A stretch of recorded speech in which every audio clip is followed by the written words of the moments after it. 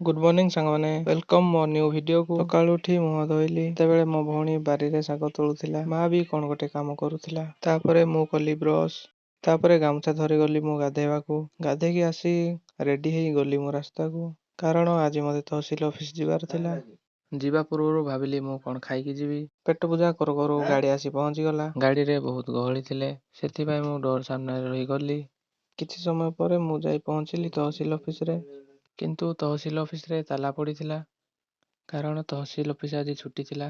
ତାପରେ ଚାଲି ଚାଲିକା ଗଲି ମୁଁ ବସ୍ ଷ୍ଟପକୁ। ବସ୍ ଷ୍ଟପରେ ପହଞ୍ଚିଲା ବେଳକୁ ଆମ ଗାଁର ପିଲାମାନେ ସେଠି ଥିଲେ। ସେମାନଙ୍କ ସହ ଗୋଟେ ଗୋଟେ ଲସି ପିଇ ଆମେ ଚାଲିଲୁ ଘରକୁ।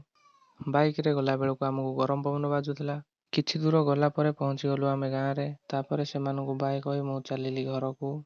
ଘରେ ପହଞ୍ଚି ଗାଡ଼ି ଧରି ଗଲୁ ଆମେ ବୁଲିବାକୁ। ବୁଲି ସାରିବା ପରେ ଆମେ ଫେରିଲୁ ଘରକୁ। ଆଜିର ଭିଡିଓ ଏତିକି। ପୁଣି ଦେଖା ହେବା ନେକ୍ସଟ ଭିଡିଓରେ। ଚ୍ୟାନେଲଟିକୁ ସବସ୍କ୍ରାଇବ